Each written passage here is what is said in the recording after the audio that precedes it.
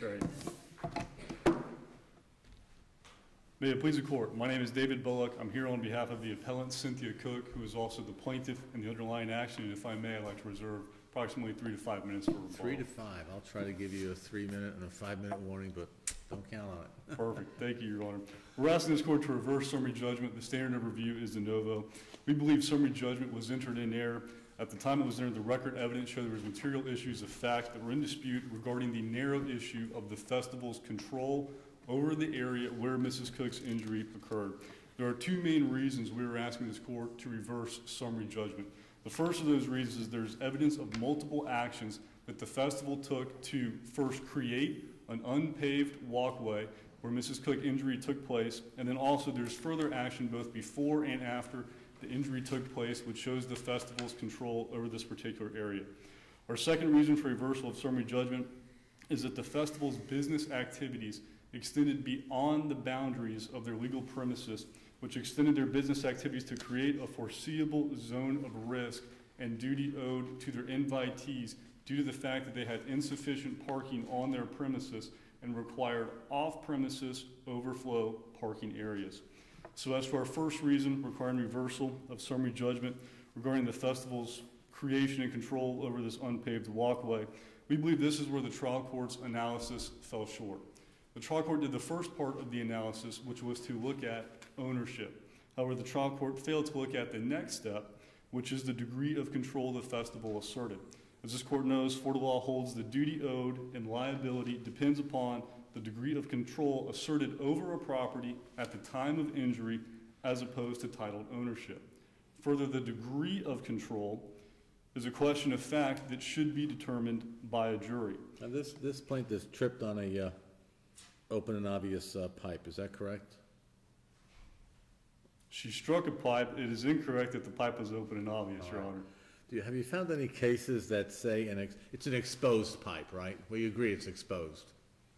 She didn't see it because there was a lot of people. She didn't see it, but it was an exposed pipe because they had to run in and shovel it out or chop it out, whatever they did to remove the pipe after this happened, right? Your Honor, I will answer the question this way, in that is an affirmative defense that the festival brought forward at the trial court level. However, that defense was never presented to the trial court. No, I know. I mean, it looks like the trial court jumped to the end game here, but let's try to keep it on the summary judgment area. So my question is there a case out there that says an exposed pipe is a non-dangerous condition as a matter of law? Judge, I do not believe that we can jump to the assertion that the pipe was exposed due to the fact as the sworn testimony of the festival's agent and the festival's this might come under the heading of a softball question. Just saying. So if there's no case saying that an exposed pipe is not a non-dangerous condition as a matter of law, then that should be a jury question, should it not? Correct, Your Honor. Okay, your turn. I want to ask one question on something you said a moment ago. The motion for summary judgment by the Renaissance Festival did not raise open and obvious. Is that correct? That's correct. But I thought you said a moment ago that it was argued in the trial court. Open and obvious? Yes. No, their motion for summary judgment was limited to the fact of control. Okay, I thought you said a moment ago open and obvious was also argued. As a affirmative defense, I think you mentioned. Correct. They did bring it as an affirmative defense. However, that affirmative defense was not presented to the trial court nor ruled upon by the trial court. So I believe most important for this court is if we look at page 1934 of the record, which shows an aerial photograph of a diagram of the festival itself, which is drawn on by one of the festival's agents, which shows how the festival is laid out and how the festival created this unpaved walkway. The festival has about 5,000 to 6,000 people that attend the festival every day. As I've already said, they have insufficient parking, and this photograph shows one of the overflow parking lots that's important to our case, which is where Mrs. Cook was directed to park. For their own economic benefit, the festival used a parking crew which would direct traffic into the parking areas and also direct the pedestrian invitees how to enter and exit onto the festival premises. The trial court found that the parking crew, uncontroverted, acted as the agent of the festival based upon, in part, the rules and procedures the festival required to be followed in directing traffic and invitees to enter and exit the festival. And so what the festival agent confirmed, if you look at page 1934 of the record on this drawing, is that for all invitees that parked in this off-premise overflow parking area, all invitees were actively directed as pedestrians to walk this unpaved walkway to gain access into the festival's premises.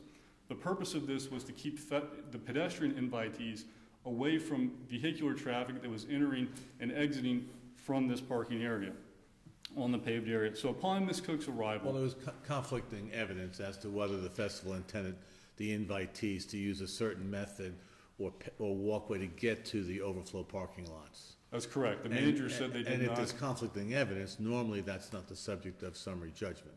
That's correct, Your And you don't have to be the owner of the land in fee simple to actually exercise control and dominion and still be responsible for the safety of the patrons. Under Metzger, is that correct? That's correct, Your Honor. So if you look at this particular case with Mrs. Cook, she was directed by the festival agents into this off-premise overflow parking area. Upon exiting their vehicle, her and her husband were both actively directed by the festival's agents to walk this unpaved walkway. So based upon the festival's presence by their agents outside of the premises, directing traffic into overflow parking areas and directing Mrs. Cook onto this unpaved walkway, it was reasonable for her to believe that the festival had authority over and was in control over the area in which her injury occurred. But even if we assume, for sake of argument, that the festival had control over this area, wasn't the record evidence in this case undisputed that Ms. Cook was in fact warned of the presence of the pipe, both by a stranger and her husband, before she tripped? What further duty would you have ascribed to the festival? There is evidence in the record of which states that there was a warning. However, that warning occurred simultaneous to the fact as to when the injury occurred. Ms. Cook was walking behind other invitees. When her foot struck the pipe, from my recollection as to the record, her warning was simultaneous to the fact of her foot striking the pipe and the other invitees in front of her turning around and saying, "Watch out, there was a pipe there." Where was that in the record? I believe that was in the record. I can provide— not to the warning, but as to it being simultaneous temporally to when she tripped. My reading of the record was that it occurred some space of time. Maybe it was very short, maybe it was long, I don't know. But my reading was that it occurred before she tripped. I think it was in Mrs. Cook's deposition. I believe it was also in her husband, Mr. Cook's deposition as well.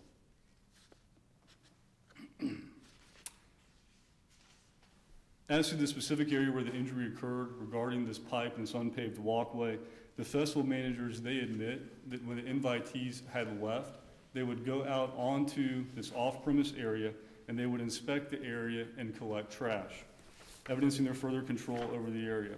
Further, although usually not admissible as a subsequent remedial measure, where the issue of control is in dispute, we do have evidence of subsequent remedial measures here that bear light as to the festival's control. In this case, immediately after Ms. Cook's injury occurred, as she's still sitting on the ground, one of the festival agents arrives and places a cone next to the pipe. There are other invitees that are still walking past her. The cone is to prevent them from striking the pipe. Another further agent arrives. He digs down approximately 2.5 feet, can't find the end of this pipe. They use a saw, cut it off. Did they get permission before they destroyed that pipe? They did not obtain permission from anyone before destroying or before removing and then discarding of the pipe. So we believe the combined effort showing the active direction of Mrs. Cook and other invitees onto this unpaved walkway, the inspection and collecting and picking up of trash on the area, also the subsequent remedial measures taken after the fact, all relate to some degree of control that the festival asserted over this area, which would preclude summary judgment and create a disputed issue of material fact. If we were to agree with you that summary judgment should not have been entered on the control aspect, do we still have the opportunity to evaluate the open and obvious nature at this point? I personally do not believe so, because even though that was an affirmative defense, it was never presented to the trial court. And the trial court never made additional findings of facts or conclusions of law to rule upon whether or not it was open and obvious. So I don't believe that was appropriately preserved for appellate review. There was a dispute regarding the open and obvious nature of this pipe, and the fact that after all the thousands of people had left, the festival manager, Jason Parker, he testified that even though he had walked through the area, he had collected trash, he had come within a few yards of this pipe, he had never seen the pipe until after the injury occurred. Further, the festival's agent on the parking crew, Jason Stokes, who was out setting up cones, directing traffic in the area, he stated that he had never seen the pipe either until after the injury occurred. So I think there is a question as to whether or not it's open and obvious due to the fact as to the sworn testimony of the festival's own manager and agent that it was hidden from their view despite the fact that they were in the area. And it may not have been open and obvious in some circumstances, but there's no dispute that warning was given to her. I hear you say, well, maybe the timing of the warning, but if warning is given, is there, I think I recall reading that there was a description how crowded it was, and I guess your position is it was so crowded that even with the warning, look out, she would not have seen it because of the thickness of the crowd, or that's a factual issue to be resolved? I believe that's a factual issue to be resolved as to the fact that she was walking behind other people. It's my recollection from the record that I believe she received the warning simultaneous from another invite. She received the warning from a couple walking in front of the husband, then the husband turned around and said, hey, watch out, babe, there's a pipe there. And then boom, she falls. So it wasn't quite simultaneously, but rapid fire. Okay. As to our second issue regarding why we believe summary judgment should be reversed, we believe the business activities of the festival extended beyond their boundaries. Much of that argument is what we have already discussed. The fact that due to the large volumes of people that attended the festival every day, the festival had insufficient parking on premises. As a result, they had to have these overflow parking areas, which created a broader foreseeable zone of risk and duty owed to its invitees while directing those invitees onto the festival's premises. The festival used these areas rent-free for their own economic benefit and had a duty to safeguard or either warn their invitees of any potential hazards. Ms. Cook never lost her invitee status. From the moment she was directed onto this overflow off-premise parking area, she was directed onto the unpaved walkway, entered the festival, and then proceeded back to her car when the injury occurred. She always maintained her invitee status. The festival owed her a duty of reasonable care, and the festival cannot try to carve out that despite the fact they exhibited some form of control over this area, that she no longer became their invitee. So based upon those two reasons, we believe there's disputed fact and material evidence regarding the narrow issue of control that was presented in front of the trial court and ruled upon. And unless there are any further questions from the court, I'll reserve the rest of my time. Thank you. So you got it with 6 minutes. 6 minutes. Thank you. May it please the court, Mark Tinker and Deanne Pedica on behalf of Bay Area Renaissance Festival. I think there's been discussion of kind of commingled different theories here, and I know part of the main argument is the Bay Area Festival's control over this property. And I think that before you leave that, can you tell us what is meant by control and what's the requisite control required to be shown before there's liability on Renaissance? Whether they can control other people's access to their property and their use of it is, I believe, what the standard is. So if there's a disputed issue of fact as to whether their agents directed people to walk that way, I believe that's arguable, to be honest with you, yes. I believe that there probably is a dispute there. But is that the stuff summary judgment is made of? Well, that doesn't get them all the way to liability, because control, what that establishes is the duty to act as a landowner to provide for people's safety. And that's part of what we've been talking about so far today is there's duty to warn and duty to maintain. Duty to warn can be just charged by, in this case, there was actual warnings given. There's been dispute as to... Not by the festival, by happenstance, by others who happen to see it. That's the only standard, is that the plaintiff have at least as much knowledge of the existence of this pipe. And she was told by two different people before she got to it. And there was a discussion as to timing.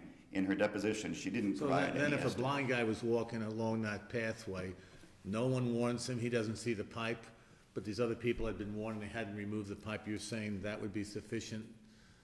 It's a case-by-case determination. In Okay. this case, we have a plaintiff, it was in the middle of the day, it was sunny, there's nothing obscuring her view. You've seen pictures of the pipe, and it's a big pipe, it's sticking far out of the She says other ground. people were obscuring her view because it was crowded. The people who gave her a warning, so I'm not sure how she can blame on that. There was no That's not discussion. how I read it. I read it that it was a crowded exit, and her husband was in front of her, and there were people in front of him. But And is those there are the any people that indication- turned around and gave her Are those the the only warning. ones that are there at that moment? Those are the ones, from what I remember, she said there was a line of people that were leaving, Right. but it was the people directly in front of them that turned around and gave her the warning, and also her husband was walking slightly in front of her as well. So after the first couple stumble over the pipe and say, oh, there's a pipe there, and her husband says there's a pipe, I mean, that sounds consistent with what the other side is arguing, that it's almost simultaneous. She might not have had Well, time that's- to take evasive maneuvers. I want to be clear, nobody else stumbled over the pipe. Everybody else just walked around it, which is what we believe her obligation was in this case. And that's, the Florida Supreme Court discussed that in the Well, Ashcroft let's go to decision. the question I asked the other side. Actually, I've got two questions. One, does she admit that she heard the warnings? Yes, Okay. And then two, having heard the warnings and now exiting, you have what may be a really good argument on open and obvious. That wasn't addressed before the trial court, was it? it was not, Do but we get to decide that on the first try without letting the trial court comb through the record to decide whether there are potentially facts that are in dispute? yes, this court is empowered to affirm based upon anything that is evident of record. And everybody who was there that day has had their testimony taken. It's all But consistent. aren't you then putting the burden on us to go through every page of the record to see if there are any genuine issues of material fact when the other side hasn't had the opportunity to do that in front of the trial court? Well, they did have the opportunity to do it here. We raised this issue in the answer brief. They had the opportunity, if they thought there was a dispute in the Did you reply, to raise point that out, hey, issue- there's a Did you raise that issue in the answer and affirmative defenses? open and obvious was raised as an affirmative defense. Which yes. affirmative defense was it? I don't know the number off the top of my head, but Was there an amendment to the answer and affirmative defenses? Because I looked at the one dated April 4th of 2012. Do you know if there were more, if there was more than one? I do not. And And as I read it, I did not see something specific on open and obvious. I see comparative negligence, and I see specifically raised the control issue. But if I may have missed it. I don't recall seeing open and obvious in there. And I don't even believe, to be honest with you, that this is necessarily an affirmative defense issue. It's a matter of what duties that the Renaissance Fair owe. They have a duty to warn as long as it's not an open and obvious condition. And that duty was discharged both by it being open and obvious and by her actual warnings that she received. Their second duty would be a duty to maintain if there is a dangerous condition. But the Supreme Court in Ashcroft says that that duty is not just to, act as an insurer and completely insulate the property from the potential for harm. It has to be a condition that, despite somebody's knowledge of it, they can't help but avoid the danger, that it's going to retain a dangerous Then property. to go back to what you said a moment ago, if your client is relying in part on the duty to warn being fulfilled, does that have to be pleaded as an affirmative defense? No, I don't believe so. That's part of the plaintiff's burden of proof to show you had a duty and you breached it. Here we're saying that the evidence is undisputed, that there was no breach of the duty because it was But fulfilled. they assert that there's a duty that's been breached. Don't you then have the affirmative defense to show that we might have breached it, but for the fact that we've given warning or she was on notice? No, because affirmative defense is a defense in avoidance. Here they're saying there's a duty that was breached, and we're saying that the undisputed evidence is no, it was not breached. There was a warning provided, there were 2 warnings provided. The duty to maintain is only as to a condition that is going to be dangerous even if you do receive a warning about it. This obviously wasn't. All she had to do was walk around the pipe, step over the pipe. I mean, by her own testimony, she had walked through there earlier that morning. She managed to avoid hitting the pipe. All these other people Well, didn't she didn't manage to say hit the she pipe. saw the pipe that morning. No, she did not. Just that she walked over the pathway created by the festival and directing patrons to walk over there as an alternative means to get to the lot. Correct, but the point is that this is a condition that can easily be avoided based upon the But you warnings want us that to were read given. into the conclusion that it was an open and obvious condition, and the trial court didn't make that ruling. There's open and obvious as a separate issue. Right. There's the duty to warn can be fulfilled by the fact that something is open and obvious, even if no warning is given. the court can look at it and say, well, anybody through the normal use of their own faculties could see that. But if there's an actual warning given, the open and obvious condition does not matter. You're making I understand the argument. It's just that I'm hung up on the fact that normally that sounds to me like a disputed issue of fact on each of those arguments that a jury would normally resolve, not an appellate court. But there are no disputes as to the facts of those. She admits that the warning was given. Her husband agrees, yes, there was a warning. I even gave her one too. There are no disputes as to the fact that this warning was given. I even gave her one too. He said, watch out, babe, there's a pipe there, and then she hits it within, it sounds like seconds, but that just goes to show we don't really know what the lapse of time was. Everyone's arguing it's probably seconds or less, or maybe even simultaneously, but that's kind of close to say the duty was discharged by the husband saying, watch out for that pipe, and then she falls on it.